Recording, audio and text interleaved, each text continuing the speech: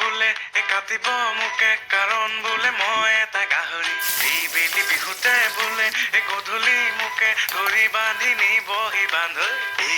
দেহা শুনা কথা বোলে মোৰ ঘৰৰ বাকৰিত গুণা কথা